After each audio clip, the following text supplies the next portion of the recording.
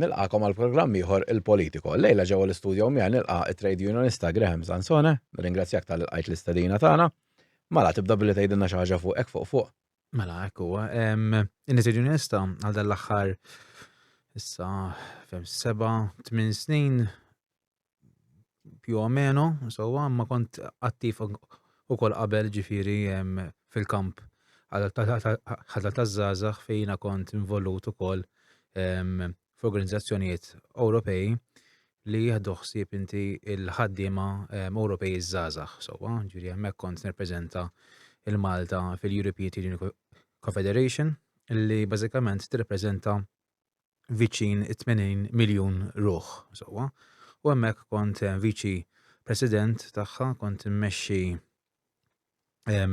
grupp ta' żgħażagħ li kienu verament jirsistu ġifieri għad-drittijiet tal-ħaddiema madwar l-Ewropa kollha. Mbagħad minn hemmhekk lokalment ġifieri ġibt dak li tallimt barra minn Malta, ġibtu lejna u Malta u fl-2018 ftaħna il-Union Professional Educators. Okay, mela. Ovvjament din il-union x'tagħmel għall-edukaturi?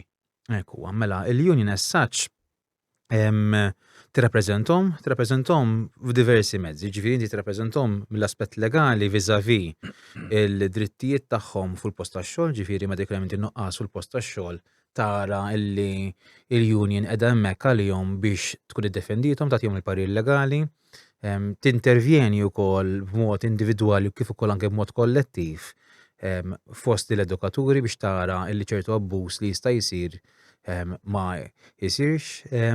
Apparti minn dan kollu hija wkoll tagħmel xogħol ta' advocacy, ġifieri twassal il-messaġġ li tixtieq tara inti 4 iem oħra f'dan il-pajjiż, ġifieri twassal il-messaġġ tagħha fejn eżatt proattivi biex naraw aħna l-viżjoni edukattiva tmur quddiem. Ġifieri aħna rridu li l-ħaddiem fl-aħħar mill-aħħar ikollu post tax-xogħol li jkun san, post tax-xogħol jkun safe biex niftehmu fimt li mhux imur ix-xogħol bil-biża' li ħajweġġa' jew li ħajissawwat jew taf inti li jkun ġie akkużat b'xi ħaġa illi dan illi jagħmel issa wkoll dan l-aħħar biċ-ċirkolari ġdida li perswas li aħna nitkellmu fuqha wkoll illi x'ismu li tkun tkellimt fuq social media, jiġifieri aħna nkunu rajna il-vjaġġ edukattiv ta' dak il-persuna, ta' dak il-ħaddiem bidu sal-aħħar biex ovvjament jista' jagħmel xogħol bl-aħjar mod possibbli ġifieri. Intom bħala union però intom rikonoxxuti. Ekku, iva. Anke teachers li jarahom ma jkunux membri f'xi union jew hekk. Il-UP hija rikonoxxuta iva, żgur, hija rikonoxxuta ilha mill-2018. Ġifieri aħna meta ftaħna mill-ewwel ġurnata li ftaħna konna rikonoxxuti. U xi tfisser kelma rikonoxxut? Li tkun rikonoxxut jiġri li jkollok inti l-permess, il-liċenzja biex inti topera bħala trade unionista, bħala trade union u li toħroġ id-direttivi legali ovvjament. Ġifieri inti meta inti jkollok il-permess li tiftaħ trade union, hemmhekk inti b'mod immedjat il-liġi tagħtik il-permess li inti tibda tiddefendi il-ħaddiema permezz ta' azzjonijiet industrijali. Ġifieri azzjoni industrijali hija direttiva trade dispute biex niftehmu. Fimt hemmhekk inti huma dan. Ġifieri iva il-UPE u kwalinkwa union oħra hija legali, hija rikonoxxuta u jrid jew ma jridx il-gvern jew min ikun bil-forsi jrid inti isegwi d-direzzjoni li tagħti trade union. Issa ovvjament hawn diversi unions oħrajn fil-pajjiż, però intom bħala UPE u unions oħra fis-settur tal-edukazzjoni. X'differenza forsi hemm bejnietkom? Mela, d-differenza naħseb jiena tibbaża ruħha fuq żewġ aspetti. Ġifieri l-aspett primarju hija illi aħna nemmnu fit-trasparenza, ġifieri t-trasparenza għalina hija kruċjali ħafna, ġifieri li aħna nkunu trasparenti mal-ħaddiema, nuruhom minn bidu sal-aħħar il-vjaġġ tagħna bħala trade union, ġifieri meta nkunu qegħdin ninnegozjaw niftehmu, nirridu nuru minn bidu sal-aħħar x'inkunu għamilna biex ovvjament il-membru tagħna ikun aware ta' dak li tisir inti minn wara l-kwinti. Ma nemmnux aħna żgur f'politika biex niftehmu ta' trade unionizmu illi naħbu u allura dik hija waħda minn dak il-pilastri importanti. Pilastru ieħor importanti wkoll għalina huwa li aħna nirrappreżentaw il-grassroot, ġifieri il-grassroot educators. Ġiet nitkellmu għandna fuq il-kindergarten educator, l-LSCs, it-teachers, u mbagħad inti għandek edukaturi oħrajn bħal il-letturi li hemm fl-MCAS u l-ITS. Sewwa għandna wkoll sezzjoni kbira ta' edukaturi wkoll li qegħdin ukoll fil-English Language Schools ukoll.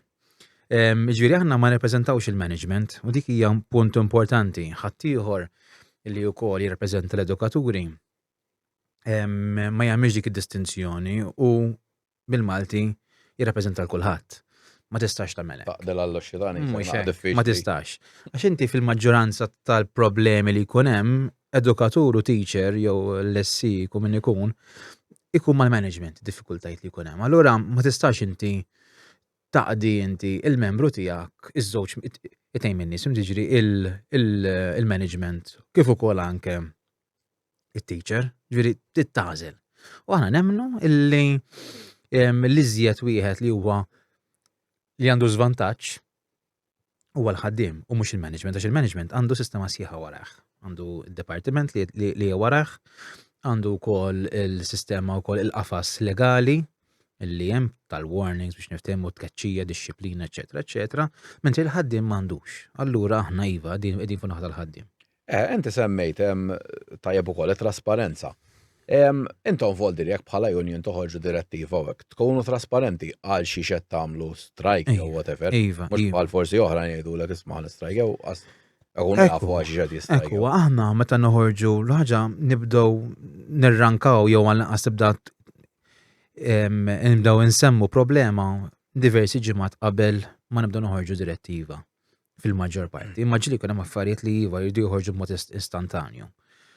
U hemm dak l-arbil, ġifieri hemm arbil intern li jara l-problema iwassal il-messaġġ lill-membri viżavi tal-portals tagħna wara li naraw li diskussjoni tkun fallit li fil-maġġor parti tkun fallit minħabba li d-departiment jagħlaq il-bieb jew ma jtix każ jew too laid back, ġifieri mhux għax taf inti ma għandhom sistema li naħseb jiena hija hemm bżonn li tkun inti tranġat naqra mhux ħażin u minħabba fek imbagħad iva il-union mbagħad toħroġ id-direttivi.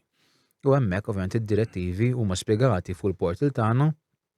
Il-membru kif jafas fuq id-direttiva fuq il-portal tagħna ikun mar direttament għall-artiklu fej fih ikun hemm inti spjegat x'inhi r-raġuni għalfejn inti inqala dak il-każ ġifieri. Ġifieri jkunu jafu eżattament from A to Z x'inhu hija l-affari. Alright, issa kif semmejna wkoll ftit fil-bidu ħarġet direttiva mill-Ministeru ftit ilu, jien ġibt għajnejja wara udnejja u issa donnu kulħadd ukoll qabad jitkellem fuq. Għafejdaw qalu li jekk inti tkun għallim jew edukatur, titlob il-permess biex jew titkellem fuq is-social media jew tmur xi programmi. Inti ma naħsibx li ovvjament taqblu ma dan intom. Ekku, U għalfejn ma x'inhu ma raġunijiet li ma taqblux biex forsi dak Ekku, infatti l ħaġa nixtieq minn hawnhekk insemmi li din il-kwistjoni meta nqalat kien iflegja l-ewwel darba il-Prof Arnold Kazzola. u kien semmija ġifieri kien vuċifru ħafna fuqha. Ftit ġimgħat wara, laqas ġimgħat ġifieri, ftit ġranet wara, intervjena aħna. U ħadna dak il-ħin kollu minħabba wkoll iċ-ċirkostanzi li kien hemm ġol pajjiż. Ġifieri aħna konna nafu li hemm il-budget sewwa, u konna nafu wkoll li jekk ħanoħorġu f'dak iż-żmien in-nies mhux se eżatti, ġifieri il-parti minn dak il-marketing tiegħek sewwa. Ħriġna mod b'saħħtu ħafna, ġifieri ħriġna mod b'saħħtu fis-sens fejn. Apparti milli aħna batna ittra lid-Direttur Ġenerali li ħarġet inti din il-ċirkolari. U għadnila biex tirtiraħħa, għamilna l-punti tagħna b'mod legalistiċi, ġifieri. Għandek punt fejn tinkisser inti id-dritt kostituzzjonali tal-edukatur. U għandek ukoll il-konvenzjonijiet Ewropej, ġifieri għandek żewġ punti li huma importanti ħafna. Apparti mill-fatt storiku. Il-fatt storiku huwa illi l-edukatur mill-bidu net tal-ħolqien kien inti il-ħassieb fis-soċjetà, il-ħassieb li jitkellem, il-persuna li jwassal il-messaġġ jew li kritika s-sistema.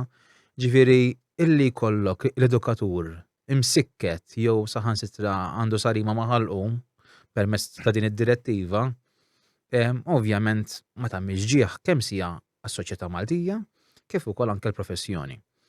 U morna pass oltre, ġifieri apparti milli għamilna it-trade dispute u għadna il-direttur ġenerali biex twaqqafha, ħriġna direttiva bil-kontra. Ħriġna direttiva li aħna koprejna l-edukaturi kollha, ġifieri kull edukatur li hemm barra li huwa membru tagħna jista' inti jsegwi direttiva tagħna li jista' jmur fuq podcast bħal dawn, ġifieri jista' jmur fuq television, fuq radio, jitkellem mod liberu għax aħna nemmnu fil-libertà tal-espressjoni. Jista' jmur liberu u huwa apparti minn hekk jaf li għandu l-protezzjoni tagħna. So, ovvjament fil-qafas legali, ovvjament ipaċ fil-qafas da. Imma iva, nemmnu ħafna fija illi jkun hemm inti dik il-libertà. Apparti minn hekk ukoll għamilna wkoll talba biex jiġi investigata mill-Ombudsman. L-Ombudsman nafu li deċiżjoni tiegħu mhijiex binding biex niftehmu, mhijiex xi ħaġa li bil-fors tkun intrabtet, imma nemmnu illi l-Ombudsman li hemm preżenti bħalissa minn hawnhekk insellimlu il-ex-Chief Justice Vincent De Gaetano kien inti ġudikant ġifieri fil-European Court of Human Rights. Ġifieri meta jkollok opinjoni li toħroġ minn organu bħall-Ombudsman li għandu dik l-esperjenza fuq qafas Ewropew, nemmen jiena li l-gvern irid jagħti widden. Issa hawnhekk hija sfortuna wkoll li kien hemm ukoll xi deċiżjonijiet passati illi ingħataw il-ġenb. All right, ftetilu wkoll fuq din l-issue rajt kumment minn għalija edukatura kienet qalet kif nistgħu aħna bħala pajjiż fl-aħħar mill-aħħar qed niċċensuraw it-teachers. U mbagħad fl-istess ħin irridu li l-istudenti ikollhom il-critical thinking u jikkritikaw l-affarijiet. F'da x'eżempju qed nieħdu minn fuq l-żgħażagħ x'qed Ekku, le, fem, jina ħriġ ċar ħafna, meta tkellimt ukoll anke fuq xi media u fuq xi stazzjonijiet kont ċar ħafna. Min mhux se jkun inti vuċiferu fuq din il-ħaġa, jiġri min mhux se jikkritika din id-direttiva huwa kompliċi mal-gvern biex isikket inti l-edukatur. Ġifieri min mhux se jagħti l-appoġġ tiegħu jew bħala organizzazzjoni jew anke bħala individwu ħajkun kompliċi għax kif qed tgħid sewwa inti. Aħna rridu soċjetà illi tikkritika, illi taħseb, illi jkollha dak il-foresight biex tara naqra x'inhija imresqa quddiem, fimti aħna rridu nies li jaħsbu. Fimt mhux nies illi jibilgħu ir-ros bil-labra, fimt? Aħna rridu nies illi iva, illi da. U l-edukatur propju huwa xogħlu illi jinstiga dak il-ħsieb fl-istudent. Ġiri allura aħna din nalmu l-istudent biex jikkritika u jisaqsi mistoqsijiet inkrepattivi, diffiċli. Mhux biss fi klassi manki hemm barra. Ma mbagħad din iċ-ċirkolari tagħti inti tagħti din il-widespread ġifieri ċensura biex niftehmu fuq l-edukaturi kollha biex ma jitkellmux fuq social media, anzi jridu jafżaw kif għas-sewwenti, jridu jafżaw fuq l-imstazzjon sejrin, jridu jafżaw fuq l-media house hija. Affarijiet li ma tgħidhomx inti. Ġifieri jiena niddubita jekk hawnx pajjiż Ewropew ieħor li għandu l-Ewropa imma naf kien li jew xi ħaġa simili. Ħanejt xi ħaġa li forsi hija oltre. Kieku d-direttiva ħarġet għal ċertu policy makers, ġifieri, xi ħadd li jagħmel il-policy u toħroġ direttiva bħal din fuq dak in-nies speċifiċi biex ma jikkritikawx dik il-policy ukoll nraħħas tramba għax ngħid isma' dan forsi llum qed taħseb mod u forsi għadha petada tibgħet tinduna li mhux qed taħdem l-affari. Ma aħseb wara meta inti għandek inti settur edukattiv illi bħalissa naħseb jingħaddej minn dik il-kriżi ta' konoxxenza li ma jafx eżattament fejn qiegħed, mhux inbilli ħriġna dokument li prova jfassal il-pjan strateġiku għall-edukazzjoni għas-snin li ġejjin. Fejn fl-ewwel parti tal dan il-ftehim ta' dan id-dokument hemm il-kelma well-being. U l-istess direttriċi l-istess direttur ġenerali li ħarġet iċ-ċirkolari kienet inti vuċifera ħafna fuq dan id-dokument li tinsemmi jiena fuq il-well-being. Ġuri allura għandek inti żewġ opinjonijiet kontrastanti mal-well-being u fl-istess ħin qed tagħmel sarima ma' l-edukatur. Ġiri fejn huwa l-well-being tagħna? Ġiri fejn huwa l-well-being ta' dawn l-edukaturi?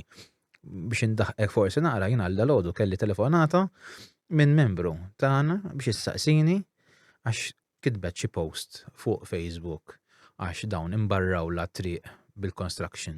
Għandha dritt. U din ridet inti tikteb biex tikkritika xaħat ta' familja għall-isma' attenta aħjar tneħħija dik il-post għax taf li ħarġet dik iċ-ċirkolari u ċemplit li u għalt li tipo nkit imbezza għalt li x'nagħmel naħħija jew minn u għattela sinjura għattela ħalli hemmhekk, ħalli l-messaġġ hemmhekk, kun kritika kemm hemm bżonn, aħna rridu pajjiż li iva jikkritika, ma jikkritika b'mod kostruttivament. Mhux bit-tajjir, eżatt. Jiġifieri aħna we are advocating for that, jiġifieri aħna rridu iva li dan. U din id-direttiva li aħna ħriġna tkopri l kulħadd, jiġifieri serraħna moħħ ħafna nies għal-nas. Essenti meta tikteb xi artikli wkoll issemmi li hemm teddida l-libertà ta' assoċjazzjoni. Tista' telabora naqa' fuq din? Ekku, din hija dan huwa topic naħseb interessanti ħafna u topic li beda mill-bidunet, ġifieri xi ħaġa li bdiet inti mill-bidu ta' l-iftuħ tagħna bħala trade union. Meta aħna ftaħna dak iż-żmien kien hemm fit-tmexxija Evarist Bartolo bħala Ministru. Ftit wara kien hemm inti Owen Bonici u mbagħad wara 11-il xahar kien hemm Justin. Taħt diversi ta' dawn it-tliet ministri rajna persekuzzjoni assoluta biex inti ikonna sarima ma' ħalq il-union biex aħna ma naqbżux għall-membri tagħna. U dan permezz ta' diversi mandati li saru li kollha ntilfu mingħand il-gvern. Ġifieri il-gvern tilef kull mandat. U mhux tal-li hekk tal-li il-case law, ġifieri il-liġi issaħħet iżjed. U tagħti iżjed saħħa lill-union. Ġieri ma' kull mandat li sar kompet issaħħaħ il-union. Saħansitra l-ombudsman dak iż-żmien, ġifieri dak iż-żmien kien hemm ombudsman imbagħad għadda x-xogħol il dan li hemm preżenti, kien għamel inti opinjoni. Kien ħarġa ċara ġifieri fejn kien għamela ċara illi il-trade union, il-UPE, qed tiġi diskriminata milli tkun eżerċitat id-dritt tagħha biex inti tirrappreżenta l-membri tagħha. Dak inti il-kelma trade union bit-Taljan huwa sindakale li tkun is-sindikajt. U funzjoni importanti huwa li inti bħala trade union tmur fil-post tax-xogħol biex tara inti l-affarijiet li huma sewwa. Biex tara pereżempju li l-klassi hija kbira biżżejjed. Dan fl-aħħar mill-aħħar jibbenefikaw it-tfal ukoll. Mhux hekk. Li tara li hemm safety.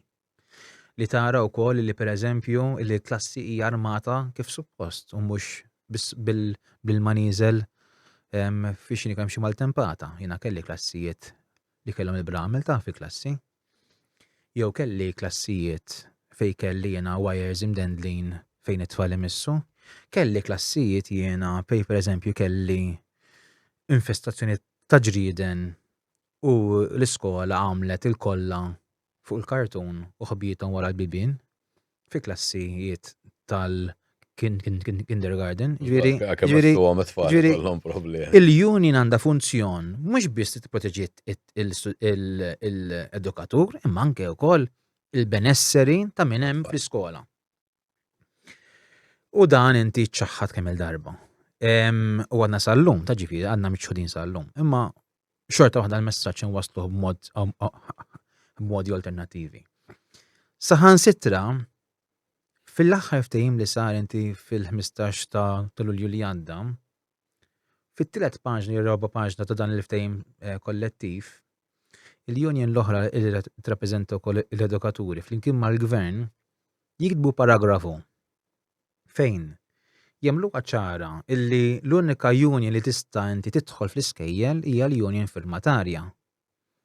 Li hija stupida u ma tagħmel sens. Għan-Nord Korea. Ġifieri hekk huwa, ġifieri qegħdin ngħixu f'pajjiż li ma tantx nkunu żajta ma unfortunately dak huwa we are a paper democracy, ġifieri.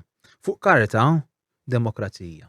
Għandna kollox kif suppost. Meta niġu biex nħadmuha infallu bi kbir ġifieri. Ġifieri aħna pajjiż illi alla volja għandna l-liġijiet u l-Kostituzzjoni u li suppost iħarsuna, il-gvern stess fortunatament qiegħed jimxi bil-kuntlarju ta' dak li hemm miktub. Issa jew in-nies li hemm fil-tmexxija qed jingħataw pariri ħażina.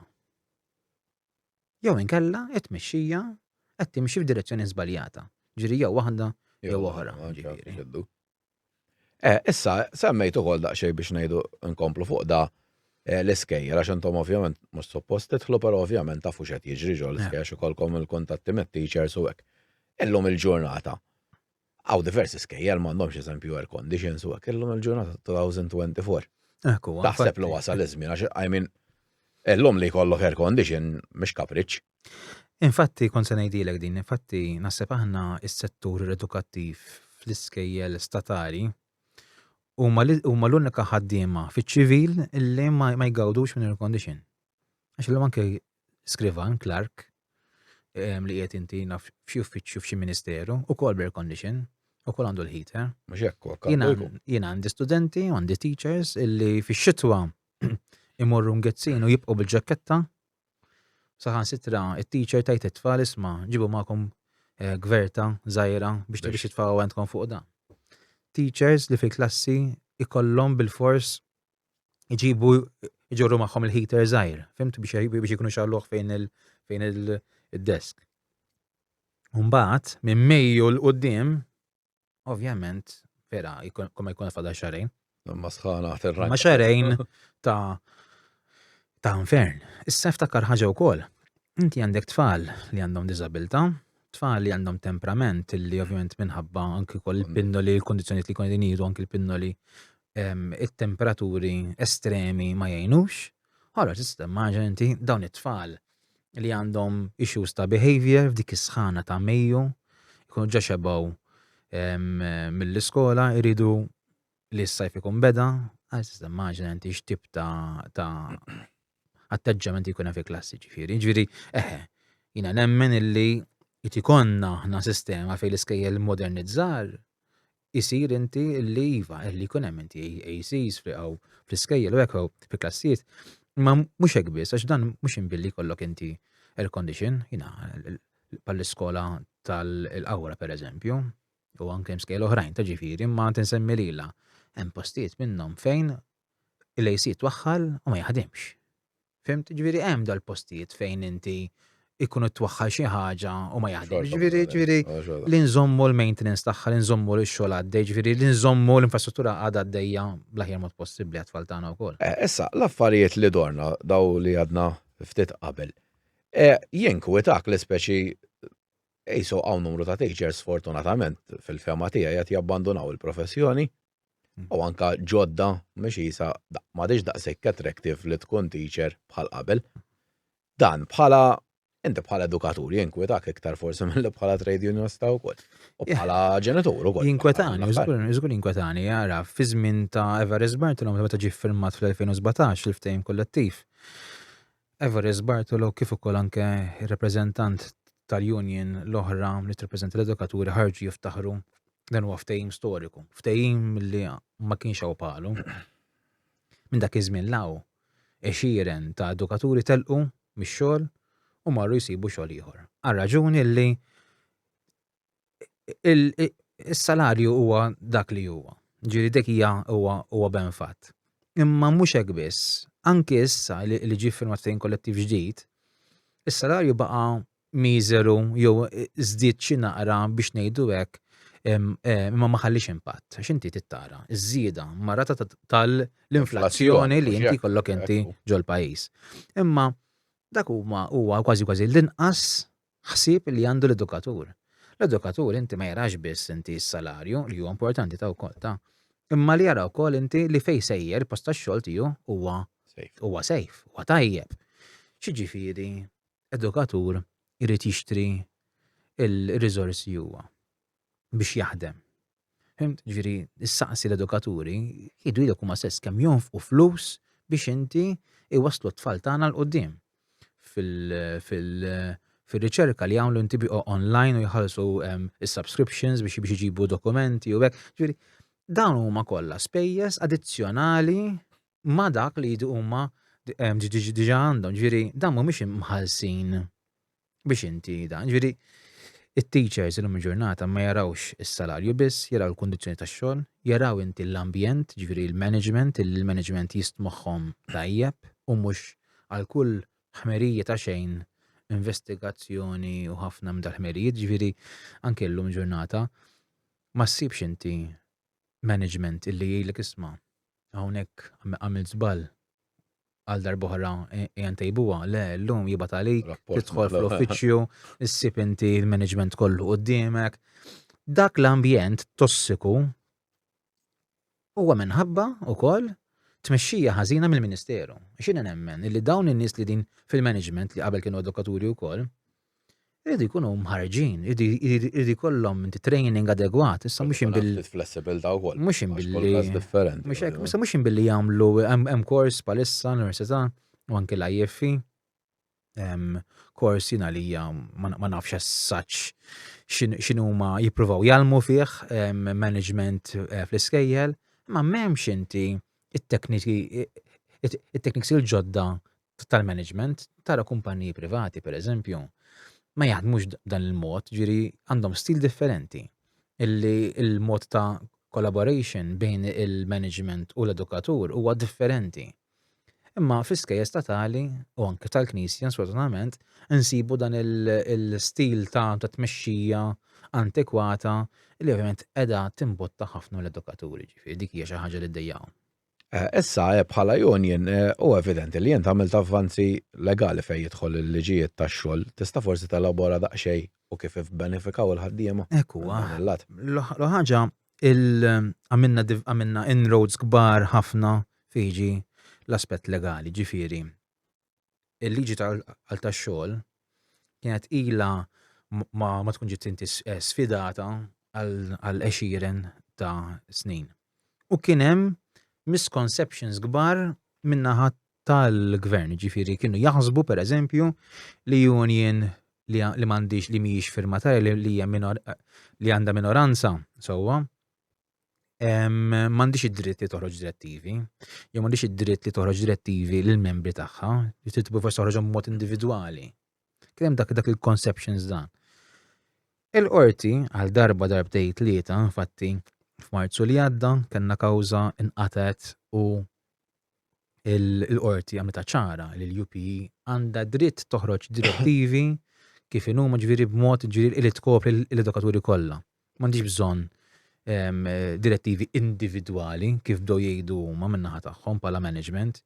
Riċentament f'Ottubru li għadda kellna wkoll dikrazzjoni oħra mill-Ombudsman fi għamilha ċara issima ġifieri darba għamilha ċara kważi ta' botta sottili lil segretarju permanenti fl-uffiċċju tal-Ministeru tal-Edukazzjoni fejn qallu tipo dak li qed tikteb ma jagħmilx sens loġiku u laqqas legali. Fejn kull union li hija ovvjament inti rikonoxxuta, nitkellmu aħna li għandha inti il-permess li topra bħala trade union għandha dritt illi tħares il-membri tagħha bla xkil ta' xejn.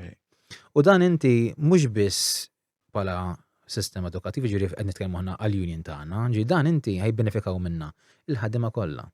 Pereżempju, min forsi jitem barra u jismana. U dan inti għażel li jingħaqad f'union partikolari. Mhix il-union li għandha l-maġġoranza, imma li hija l-union li qed taqdih, li qed tisimgħu. Dik il-union alla volja mhijiex il-firmatarja tal-ftehim kollettiv tiegħu, għandha dritt toħroġ inti direttivi fuq għandha dritt li tipproteġih, għandha dritt li tkoprih f'kolinkwa problema li huwa jkollu. Dak huwa avvanz kbir li qabel kien inti mittiefes ħafna mid-dipartimenti u anke wkoll il-gvern ġifieri. Ftit ilu wkoll riċenti ħafna. It-teachers ġew mħallsa ta' xi arretrati, però jidher li saru ħafna u ħafna żbalji Uħot mit-teachers qed jintalbu li jħallsu l-flus lura li kienu tħallsu lilhom. Intom bħala union kif qed tgħinhom it-teachers? Jien naf numru ta' teachers għav taħwit li hemm minn suppost ħall-istess xi ħadd 5,000 l-oħra 13. Il-każijiet titgħodhom mod individwali, ġifieri iva, kien hemm taħwit kbir fiġu pagi. Nemmen jiena li seta saret inti mod aħjar. Ma dan kollu minħabba għax huma dawn ma kollha reperkussjonijiet ta' inkompetenza. U għalfejn qed ngħidlek.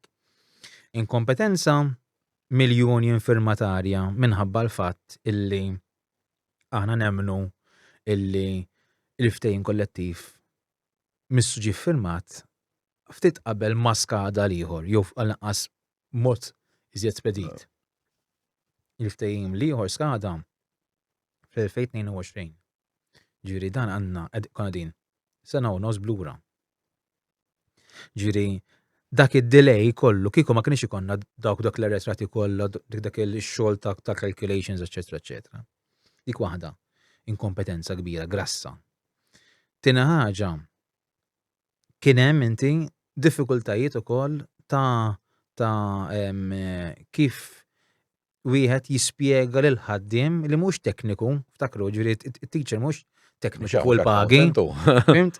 Ġieri illi wieħed jibatlek inti payslip u l-payslip ikollok fiha ħafna deductions. U ma tafx inti. Rajt minnhom u ma tafx inti għal xi qed inaqqaslek.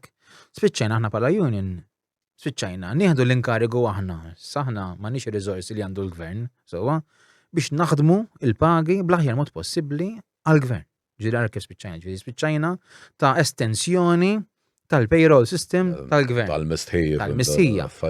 Mhux hekk biss, tal-li inti għid li inti. Żagħżugħa teacher, edukatur, tirċivi ċekk jew il-paga ta' 7,000, 8,000 euro.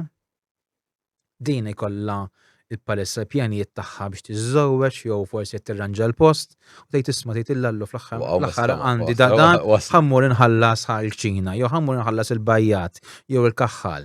So affarijiet li nagħmluhom jiena u inti għamilnihom. Tirċievi telefonata 3 ijiem wara jew jumej wara saħansitra kemm anke ftit sigħat wara li ċivew il-paga u jintalbu biex jirritornaw 3,000 4,000 euro lura. Dawn huma oxxenitajiet ma jsirux. Mbagħad niftaħru għax jiena dik imbagħad ma nistax inkun fimta din ħaġa mela il-gvern daħħal sistema ta' AI fit-taxxa biex niġbru flus. Daħħalna sistema ta' AI. Ma biex inħadmu l-pagi biex nagħtu dak il-flus li huwa dovut lill-edukatur. X'AI huwa? Issa għalfejn inħadmu ħżina l-pagi. Jista' jkun hawnhekk wadab mistoqsija jiena. Jista' jkun illi min beda jaħdem il-pagi ma kellux fideh il-ftehim kollettiv li tant kien mistur għax niftakru ħaġa. Il-ftehim kollettiv kien ilu moħbi, ġa ġie firmat fil-15 ta' x'ismu ta' Lulju, eżatti. U mbagħad ħareġ inti Ottubru li għandu ġifieri dan ħareġ ftit ġimgħat ilu ġillik jgħat fuq il-portals ta' Mark Camilleri. U hemmhekk inti kien tar twist meta ġillik jgħat ġifieri biex in-nies kellhom dal-ħaddiema li ħadmu qed nissoponi jiena se jista' jkun li forsi l-immaġinazzjoni tiegħi sejra l-bot ma nafx jista' jkun ma din mistoqsija. Jista' jkun li ma kienx hemm ftehim kollettiv għax du jaħsbu li ħejġillik jgħat miex id-dipartiment bħal dan? Possibbli. Jista' jkun ukoll. Hija xi ħaġa li jiena nixtieq insaqsi dak li jkun ma xi ħaġa li mista nkunu nafu biha żgur. Intom bħala union mal-agreement li għamlu l-MUT u l-gvern fiex ma kontux as-such qbiltu. U anka jien għalija ma għalfej ftehim kollettiv għandu jibqa' moħbi għal numru ta' żmien. Għajmen għax da fl-aħħar għal-ħaddiem qed ikun. Ma din mela ħanibda fl-aħħar waħda jekk ma jimpurtax. Il-biċċa tax-xogħol tas-segretezza ta' dan il-ftehim kollettiv. Jidher biċ-ċar li palissa hemm policy fil-gvern li ftehim kollettiv ma joħroġ inti għal-ħaddiem. Ġifieri m'għandhomx dritt ta' kopja li hija assurda ma tagħmel sens dan fl-aħħar huwa l-kuntratt tax-xogħol tiegħek. Sewwa ftehim kollettiv huwa ftehim da. Ġifieri meta inti ħaddiem ma jkollux ikun miċħud milli jkollu dan id-dokument qed tiċħadlu l-dritt dritt fundamentali tiegħu li jkun jaf inti għal xi qed imur għax-xogħol l-għada. La jkun jaf kemm ħajħu flus, la jkun jaf kemm ħajħu progression, eċetera, eċetera. Dik hija ġa problema. Dan id-dokument ġi moħbi għal diversi punti u jiena semmejtlek illi f'reba paġna ta' dan ftehim kollettiv ġa kien hemm inti klawżola li lilna xeletilna bozza li hija assurda u li hija xokkanti. Ġifieri apparti minn dak il-klawżola qegħdin naraw ftit u qegħdin niskopru problemi li hemm fil-ftehim kollettiv. Ġifieri inti għandek saħansitra teachers li ilhom għal dal-aħħar 9 snin bħala edukaturi telgħu skala u t-teachers il-ġodda li ħajitlu issa li ilhom forsi sentejn tlieta biss ħajġu kważi l-livell magħhom bħala paga. Ġifieri l-element ta' seniority mhix qed hemmhekk. Fejn jiġi wkoll l-LSCs m'għandekx inti l-ħaġa itneħħiet inti aw itneħħu il-bands bejn l-LSCs. Ġifieri qabel kien hemm inti distinzjoni. LSC 1, 2 u 3. Ġifieri tkun taf inti jekk xi kwalifika jkollu. Sewwa. Illum ġew kollha ugwali. Ħallja, dik hija forsi punt għall-aħjar. Imma inti għandek sistema fejn l-LSCs kollha kemm huma mill-inqas wieħed l-inqas wieħed li għandu kwalifiki sal-iżjed wieħed kwalifikat għadu sal-lum il-ġurnata jagħmel l-istess xogħol. Ġifieri, wieħed idaħħal b'ċertifikat. Nitkellmu aħna bejn hemm żewġ A-levels, sewwa.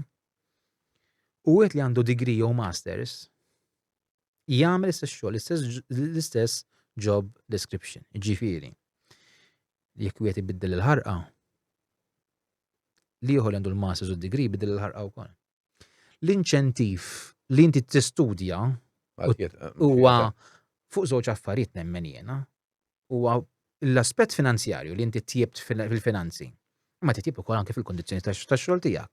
Xiġifieri jiena nistudja nagħmel id-degree u nagħmel il-masters u nibqa' nbiddel il-ħarqa. Anzi, ħamur lil hinn minna, jiena ma narax l-edukatur l-LSC jagħmel dak ix-xogħol ta' iżjed ta'. Jiena nemmen li dak huwa xogħol ta' carer. Fimt? Fil-fatt ħan saqsi għax jiena nintaqa' mill-LSCs ukoll, speċi daw igerglu li daw. Meta fil-bidu bdew ix-xogħol tagħhom daw suppost kienu biex jgħinu l-itfal jimprovjaw. Issa llum spiċċaw letteralment babysitters kif qed inti. Taħseb li għandha ovvjament tibqa'. Iwa dak is-sentiment huwa spot on, ġifieri, dak huwa sentiment u naqsam dik id-dieqa ma dak in-nies li jaħsbu hekk. Iva, hekk huwa. Ix-xogħol ta' LSC kien dejjem inti kellu l-viżjoni u għadu sekk sal-lum full karta. Lekk li kiena paper democracy. Full karta għadhom imniżlin. Illi iva, illi huwa qed hemmhekk biex iwassal il-kurrikulum jew biex jadatta l-kurrikulum għal bżonnijiet dak ta' it-tfal li għandhom bżonnijiet speċjali. Minflok li ġara hekk minħabba l-riżorsi li mhux qegħdin hemmhekk, spiċċejna f'sitwazzjoni fejn l-LSC qiegħed hemmhekk inti biex ikun babysitter ta' dak l-istudent li jara li ma jweġġax, li jara li inti ġi l-iskola u l-mami u d-dedi marru x-xogħol u meta jinqala problema u dan iweġġa tfal jew forsi ma jiflaħx u l-iskola ċempel il-ġenituri jgħidu isma' aħna qegħdin xogħol hemm l-LSC jżommu l-LSC. Ġifieri jiena kemm darba kelli l-LSC ċemplu li jgħidu l-isma' it-tifel li aħna għandna fi klassi marrit mejjed. Ġa, skużani, ir-remet ta' darbtejn illum dal-għodu dan mhux postu fi klassi. Ħajmarat il-ħadd ieħor. L-iskola ċempel il-ġenituri jgħidu la għandna x'nagħmlu. Jew inkella ġenituri li ma jtux każ inti assolutament hawn numru minnhom illi ma jtux każ inti it-tfal tagħhom bl-aħjar mod possibbli, ġieri jibdew jħalltu anke l-mediċina, ġieri ma jkunux qed iżommu pattern kif suppost kif qallhom it-tabib. Ġieri kemm aħna mediċina li jingħataw il-tfal li għandhom behavior severa, sewwa. U mbagħad l-iskola it-tifel iħawwat l-alla, ġifieri jibda jkisser isawwat it-teachers jew l-LSC fehmni ġifieri. Għax il-ġenitur tkun tagħtu il-mediċina Ħażina. għad-dar biex inti d-dar ikun kalm u jkun inti tajjeb, ħalli huma ma jkollhomx problemi, imma mbagħad niġu naqgħu nqumu mill-iskola u da. Ġieri għad hemm lok illi ċertu studenti jibqgħu fi klassi mainstream, mistoqsija din. Nemmen jiena li il-kelma inklużjoni ħadnija to the other extreme issa. Ġieri morna għall-estrem. Nemmen ħafna bl-inklużjoni, ġieri tifhimni x'ħażin, imma rrid li ħadd ikun esklus. Imma mbagħad hemm inti hemm il-limiti għal kollox. U ma tistax ittellef il-klassi l-oħrajn għax dak kulħadd qed jibqa' lura ħabba ċertu problemi. Jiena ħansemmilek storja bla ma ovvjament inkun tħalt f'tant dan. Studenti fis-sekondarja ikollhom joħorġu mill-klassi minħabba it-twerżi u l-ajjat ta' tifel bl-awtiżmu. Jiena dat tfal li tħassarhom u nixtieqilhom l-ikbar ġita ġifieri nagħmel minn kol ġifieri anki qabel ma noħorġu ċertu azzjonijiet il-kuxjenza tniggiżni u noqgħod attent ħafna li ma nolqodx ma nagħmilx impatt fuq dak it-tfal. Imma fl-aħħar mill-aħħar is-service provider huma tfal. Ġieri huma ħajbat. Dan meta inti il-union tat-tobba toħroġ inti bi-strike, immur jiena għall-emerġenza ma sibx tabib, ġifieri affarijiet li jiġru. Imma hemm inti il-limit sa kollox. Ġifieri jiena nemmen illi aħna għandna bżonn iżid investiment bħala pajjiż illi niffukaw fi-skejjel li huma adattati inti bl-aħjar mod possibbli għal dawn it-tfal li noħolqu ċentri. Ikun hemm iktar professjonisti adattati għal dak li jitħallsu wkoll b'mod adegwat, fimt, u ma jitqisux ta' tieni klassi. L-LSC se tissemmi inti li huma babysitters u hekk iħossuhom ħafna second class fis-sistema edukattiva. Jitħarsu l-isfel, issa dan fir-realtà LSC li għandu id-degree u masters huwa kwalifikat l-istess impar ma' edukatur li ħawli jgħallem. Xorta m'għandux warrant. Il-warrant hija kienet xi ħaġa li kienet inti weda mill-union l-oħra li kienet inti tirrappreżenta l-edukaturi u din baqgħet inti fuq l-iskaffa u ħadd ma ta' kasa ġifieri. Hija xi ħaġa li hemm bżonna nemmen jiena professionist huwa bżonn use li l-LSC ikollu l-istima li ħaqqu li kollu warrant iva, nemmen hija parti importanti u integrali li jkollu. Issa hemm problemi oħra li hawn fil-bidunet semmejna daqsxejn l-Emcast.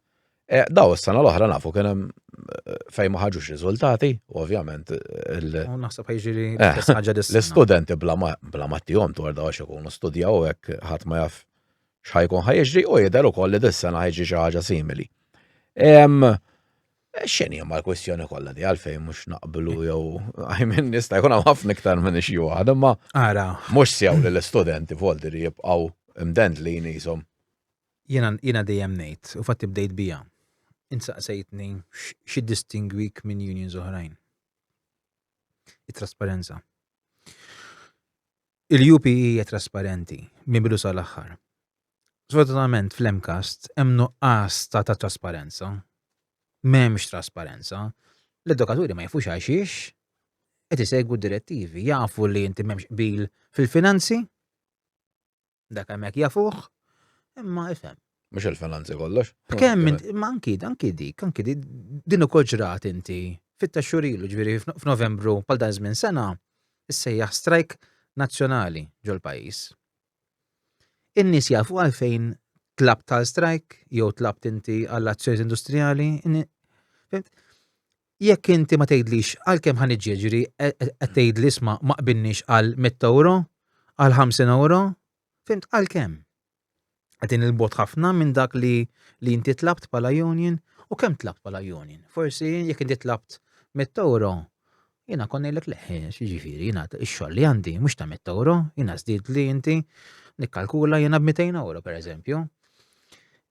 Meta ma jkunx hemm dak id-dialogu u issa mbagħad nispiċċaw issa taraw ftit tal-ġimgħat oħra, jekk mhux ġranet oħra, jkun hemm inti tħabbira li waslu għal qbil, li waslu, iż-żewġ naħat waslu għal qbil. Ipoġġu bil-qiegħda, immorru bil-membri, suppost, għax dan inti l-Lemcast huwa grupp iżgħar allura tista' tagħmilha faċilment. Jitolbu l-membri jekk jaċċettawx dak il-pakkett finanzjarju li jkun ingħata, u mbagħad wara li dak inti ikunu vvotaw. Kif ħajvvotaw il-membri? Ħajdu sorpriża dikinhar u jerġgħu jibgħatu il-union tin-negozja? Ġifieri, il-union tkun mill-A sa Z trasparenti li tagħti inti d-direzzjoni u ma tistax toħroġ direttivi fl-opinjoni tiegħi illi ma jkunx hemm inti bażi loġika wara. Ġifieri biex inti kollok inti nies li segwuk, li segwu direttiva, qed ikollok inti anċar, qed ikollok inti raġuni valida u allura llum ġurnata l-edukatur il-lettur fl-Lemcast qed ikun jaf għalfejn mhux qiegħed jinputja marki, qed ikun jaf għalfejn mhux qiegħed jagħti l-lectures tali mod pereżempju, fimt? Għalfejn tisegwi direttivi, jiena nitlob in-nies tal-Lemcast anzi biex iva jkunu kritiċi u jsaqsu x'inhuma l-miżuri li qegħdin jiġġieldu għalihom il-union l-oħra. Fimt? Ħadd ma jaf, dan huwa misteru ieħor, ġifieri dan ħajkun misteru ieħor u dan huwa xi ħaġa li ħanaraw ukoll fil-jiem li ġejjin. Nispera li dal-ftehim li ħajsir fl-Lemcast ikun ukoll ingħata wkoll bħala kopja, fimt, lil ħaddiema tal-Lemcast u mhux nispiċċaw taf inti fishing expedition biex nippruvaw nfittxu dal-imbirek ftehim. Fimt, għax nemmen jiena illi dawn qed jkunu jafu mill-A sa Z inti x'involvi inti dak li tiġi diskuss bħalissa. U ovvjament diegħed issir kritika kbira mbagħad mill-ġenituri u l-istudenti għax daw jisom meta ibagħthom siken l-istudenti bl-aħtija. Ħabba il-mismanagement jew se jaħlu whatever li trid. Le, mhux hekk. Da kollu li qed jiġri. Ovvjament ifhem, ħanilek ħaġa l-ġenituri u anke it-tfal, ġifieri, dan inti ftakar ħaġa. Is-service provider tagħna huma tfal. Ġifieri, anki aħna, meta noħorġu direttiva, it-tfal ħajbatu. Fimt? Dik hija r-realtà. Pa meta inti il-union għan-nurses toħroġ inti bid-direttiva, twur inti twur tiħoddem, fimt, poliklinik tgħidlek isma' aħna din għandna direttiva li ma ġifieri, il-pazjent ħajbati. Jekk inti għada ħajjistrajkjaw il-pompa tal-petrol biex niftehmu u jistrajkjaw kollha kemm huma, nista' mmur jiena u inti għax petrol mhux sejtuna. Ġifieri, is-servizz wara tagħna huma tfal u iva ħajntlaqtu żgur ġifieri. Semmejna li ovvjament hawn problemi daw jaf bihom kulħadd imma inna niddiskutuhom snin però donnu ma jsir xejn li qed ikun hemm ħabba ċertu behaviors swat fuq teachers u minn da kollha ġieli ovvjament apparti l-kliem ħażin u minn dawk l-affarijiet kollha tista' tgħid li jiġru kważi kuljum. Issa it-teacher però għandu xi forma ta' protezzjoni jekk jien naf da jiġi abbużat jew xi ħaġa minn biex jikkaverja spejjeż ta' avukati, forsi jkollu xi extra sick leave dak għala xi xeba. Il-Ministeru jikkejterja għal dal-affarijiet jew intom bħala union tistgħu tagħmlu jew hekk tagħmlu. L-ħaġa ħanibdew bil-qafas sempliċi. Il-qafas fiċ-ċivil għal huwa lanqas anke ftehim kollettiv ma jippermetti xejn għal dan li jiġri ma jħallix inti lok illi teacher jekk inti tkun ġiet aggredita ikolla extra sick pereżempju, m'hemmx minn dan. Hemm inti l-injury on duty, imma l-injury on duty wkoll fih ukoll dak il-trid għandek bżonn shoot min kien hemmhekk u jaf inti ma jaqbilx miegħek u jaf jgħidlek isma' inti ma kell imma spejjeż ta' mediċina ta' creams pereżempju jekk inti lejt xi daqqa ta' pon, fimt jew jien naf jekk inti kissirt ħaw xi darsa jew xi ħaġa, dawn m'għandekx mhumiex koperti bih. Il-union tidħol biex inti tissalvagwardja mbagħad hemmhekk inti l-interessi ta' dak li jkun bil-avukati tagħha ġifieri mbagħad huma hemmhekk huma spejjeż tagħna. Ġifieri aħna bħall-avukati nħallsu aħna naraw aħna għandna zero tolerance għal violenza ġifieri ma nħallux illi xi ħaġa tkun eskat. Infatti qed tfakkarni f'sitwazzjoni riċenti ħafna li ġrat fejn kelli teacher li rapportat ċertu mġiba li kiet inti violenti u kemm inti teddit ukoll lejn din il-persuna u b'mod immedjat tlabt li dawk l-istudenti li hemm f'din il-klassi partikolari ikunu ġew esklużi mill-klassi. Sakemm tinstab soluzzjoni. Infatti sar board għad-disciplina, ġifieri kellmu tfal, tawhom il-konsegwenzi li kien hemm bżonn, ġifieri eċetera, eċetera. Imma jidher li ma hemmx pjan min-naħa tal-gvern mid-dipartiment kif jintegra mbagħad il tfal lura ġew klassi. Ġifieri hemm problema bekk ngħidlek jiena illi diffikultà qiegħda it-kaxkir ta' dak is-saqajn, fimt illi dan, fimt ġifieri iva. Issa, smajtu kolli ovvjament tfalli jkollhom ċertu problemi, da hemm multisensory room, però di f'ċertu każijiet taħdem biss bil-ħinijiet. Issa min naf tifel ikollu problema f'ħin partikolari u tkun magħluqa. Ma naħsibx li naħseb jien naf is-sens komuni jgħidlek li tkun miftuħa ħin kollu. Il-mismanagement qiegħed f'kull kantuniera u f'kull kamra fis-settur edukattiv. Ġifieri il-Ministru tal-Edukazzjoni għandu jara ħafna, jrid jagħmel ħafna checks and balances tiegħu nnifsu. Isiru l-audits u jresqu nies innoċenti bla doċċ imma ma jarawx inti l-bżonnijiet neċessarji, dan huwa dejjem skont naħseb jiena. Jiena jiena nemmen illi qed hemm bżonn ħafna illi ċentri bħal dawn kif qed issemmi inti. Iva hemm skejjel li għandhom iva multisensory rooms, imma l-management jiddeċiedi li jagħmel timetable. Jgħid isma' dak it-tifel ħanti ħjena sija biss fil-ġurnata pereżempju li jmur f'dik is-sija. Imma jekk ikollu bżonna drabi oħrajn, le ma nistgħux għax ħajkun tfal oħrajn jew kif qatt inti. Aħna ma nistgħux aħna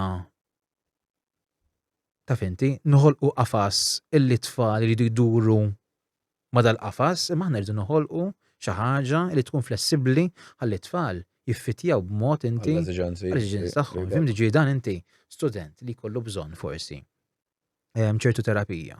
Dan m'għandux ħin, forsi llum filgħodu daħal inti burdata u forsi mbagħad li l-aħħar ħal tal-ġurnata ġew xi ħaġa inti ġoljard, fimt, ġina frustrat u għandu bżonn ikun ikkalma. Jekk ma jsibx tal-ispazju, hemm problema. U nerġa' mmur għall-punt li semmejtlek qabel. Nemmen jiena illi ma nistgħux aħna nikkreaw dal-ispazji u nagħmluhom one size fits all. Ġifieri qed nippretendu aħna li kważi fl-iskejjel mainstream ikonna aħna ukoll il-faċilità li nikkejterjaw għal ċertu behaviors u għal ċertu bżonnijiet li hija impossibbli. Jiena qed ikollna resource centers li huma ppakjati. Ġifieri hemm il-bżonn li jinbagħtu tfal hemmhekk imma mhumiex kbar biżżejjed. U żgur għalfejn għandek biss żieda Numri? Fimtin ġifieri n-numri żdiedu, il-popolazzjoni żdiedet, ġifieri jekk inti ċ-ċentri żommhom id-daqs li kellna 10 snin ilu. Illum il-ġurnata mhux se jkejterjaw għan-numri li għandna bżonn, fimt ġifieri? Anke r-rati li għandna bl-awtiżmu żdiedu sewwa, ġifieri jekk ir-rata qabel kien inti mod il-perċentwal, illum inti kibret b'mod exponentially. Ġifieri hemm bżonn li aħna nħarsu lejn dawn il-dan għax imbagħad ħansibu diffikultajiet f'kull skola li aħna mmorru fiha, ġifieri kif qed issemmi sewwa inti, ġifieri dik hija realtà iva, naf biha, ġifieri naf b'skejjel li għandhom dik id-diffikultà u mbagħad ibagħti lill-lessi, ibagħti it-teacher x'it-tifel ikun frustrat jew tifla imur żwoga fihom, fehmti ġifieri. Issa biex forsi naraw ukoll naqra xi barra minn Malta ovvjament aħna parti mid-dinja u tajjeb li nitalmu naħseb jiena minn kullum kien. Issa, ċertu pajjiżi, speċjalment ċertu minnhom dawk Asjatiċi fl-ewwel snin tal-edukazzjoni, l-tfal jibdew jgħallmuhom ċertu affarijiet forsi iktar basic għal ħajjithom fil-verità ta' kif isajru, kif inatfu, kif jagħmluha ma' ħadd ieħor, jiddjalogaw u ħafna affarijiet minn daw. Li daw naħseb Malta ovvjament ma tantx qed isiru. U qed naraw ukoll aħna fil-pajjiż tagħna special behavior li qed joħorġu sfortunatament ċertu żgħażagħ wara li jispiċċaw l-iskola. Taħseb li għandna nibdew naħsbu outside the box, speċi u nibdlu ċertu affarijiet mod radikali fil-verità. Hawnhekk ifhem li morru minn estrem għal ieħor. Ma naqbilx jiena fis-sens li ma naqbilx jiena mal-assess jew mal-ħsieb li forsi jittipprova jimplika jew forsi jipprova jwassal illi dak it-tagħlim irid imur bil-fors tru l-iskola. Ġifieri. L-ewwel edukazzjoni, l-ewwel skola għat-tfal hija d-dar. Il-ġenituri. ġenituri huma l-ewwel source huwa l-ewwel għalliem. Huwa l-ewwel għalliem li jgħalmek inti l-manjieri, li jgħalmek tiekol aw bil-qiegħda u mhux fuq suvan. Fimt li jgħalmek tiekol inti blodda tal-ikel, fimt bil-fiketta u sikkina. Illi jgħalmek ukoll issellem in-nies bl-aħjar mod possibbli. Jiġifieri l-edukazzjoni tibda minn hemmhekk, mid-dar. Issa mid-dar x'inhu jasal għall-iskejjel? Iva, tikonna problema, qegħdin naraw. Dik il-laissez-faire attitude fimt illi kollox xejn mhu xejn u hija billi t-teacher jgħattilha bisimha jew illi qomt forsi minn ġo posti biex imur il-bathroom flok batu saqsejt ta' fint. Ġiri, disċiplina naqset. Jisom l-affarijiet basics li konna nagħmlu aħna. Il-basics, jina nemmen il-basics ta' tindif, kif taħsess din, kif inti tagħmel sandwich, dak titgħallimha mid-dar. Fimt? Ġifieri imbagħad jikompli inti jingħaqad imbagħad ix-xogħol fl-iskola. So, ġifieri hemm dak iż-żewġ dinamiċi.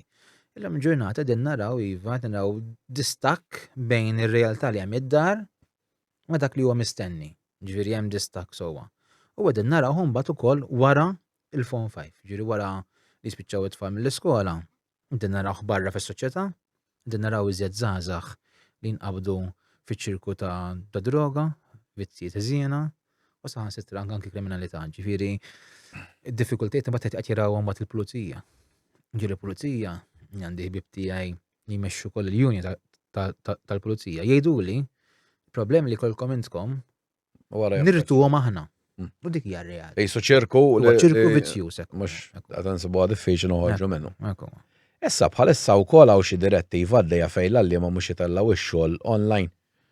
U minn din is-sistema mhux taqsewna xi nies jistgħu jitħassru l-affarijiet li jkun hemm tal-passat minnha.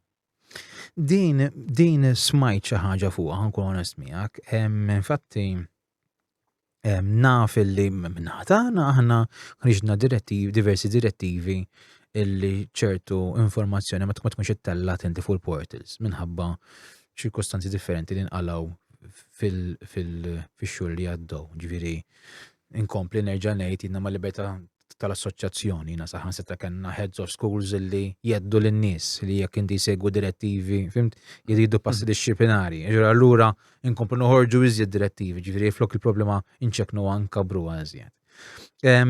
Imma iva kelli rapporti fejn iva seta' kien hemm inti l-possibilità fejn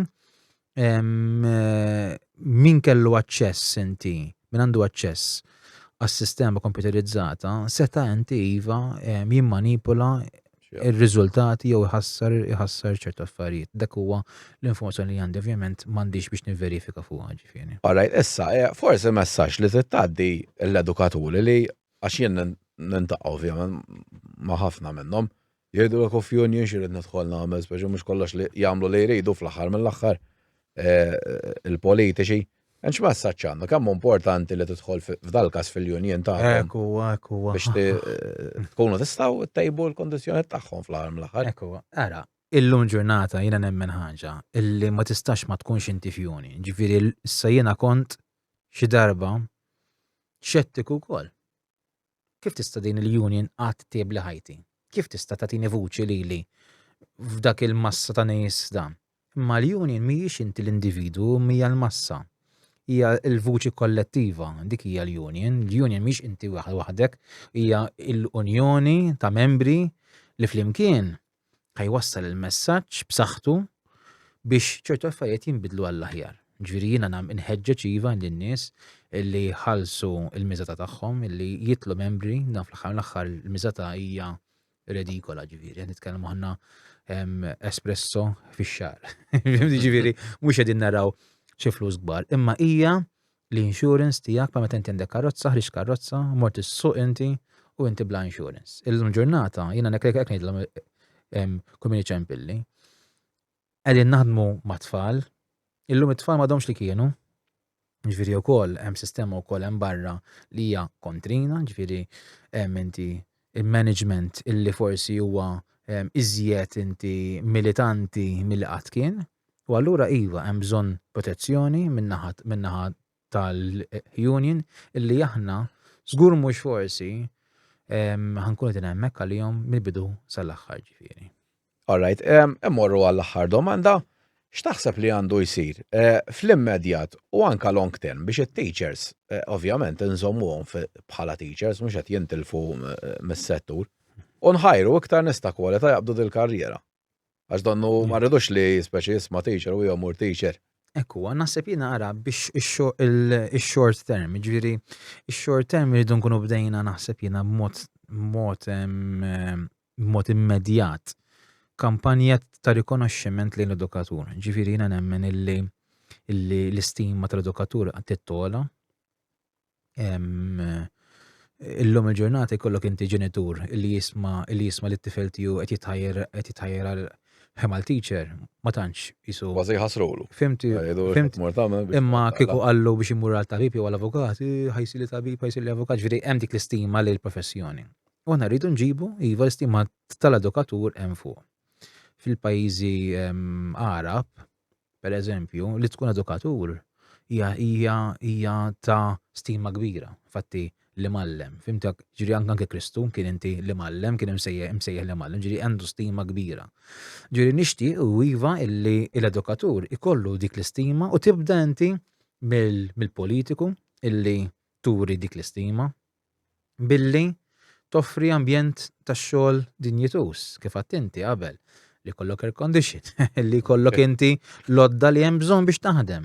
Mhux li tittallab lill-management għax għandek laptop imkisser ma tistax taħdem, mhux illi tmur ix-xogħol inti u għandek x'inti markers biex tikteb fuq il-whiteboard, mhux illi tmur ix-xogħol inti u tkun armajt klassi u l-għada ġew il-ħaddiema żarmaw lek klassi sieħa ramgħu għamlok għax iridu jibgħidu. Dak l-affarijiet dak huma x-short term, ġieli l-istima lejn il-ħaddiem. Il-long term ikun hemm inti pjan sewwa nfassal fejn l-edukatur jingħata inti l-vuċi ikun huwa il-protagonist flimkien mal-union biex tbiddel il-policy tas-sistema edukattiva. Ġifieri, mhux in-nies li qegħdin qiegħda fis-siġġu fl-uffiċċju jbidlu l-policy għall-edukatur, imma huma l-edukaturi li jbidlu l-policy għax jarawha huma ħajja. Fimt ġifieri dan din mhux xi ħaġa li one size fits all. Għandek skejjel, għandek reġjuni ġo Malta, anke Malta, anke Għawdex, il-mod ta' kif taħdem Għawdex hija differenti kif taħdem Malta. Għandna bżonn li jkun hemm inti qafas, iva, jkun hemm viżjoni, jkun hemm targets, iva, imma jkun hemm iżgħet awtonomija mill-iskejjel li jista' jimxu għal bżonnijiet tagħhom. Sewwa.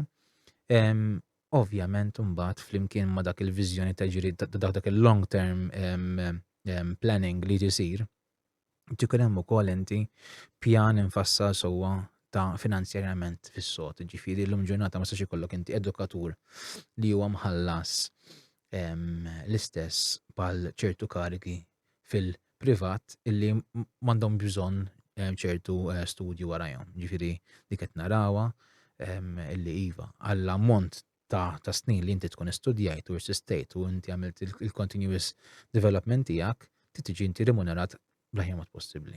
Ma nirringrazzjak ħafna tal-li rispondejt kull ħaġa li saqsejnik. Grazzi. U naħseb kienet interessanti ħafna għaddejna diversi punti. Nawguralek ukoll għas-suċċess tagħkom u forsi anke minn ikun imħajjar ikellimkom biex bħala teachers. Grazzi. Ma nirringrazzjawkom tal-li kontu magħna llejla nħeġġukom ukoll biex tarawna l-ġimgħa d-dieħla. Grazzi ħafna.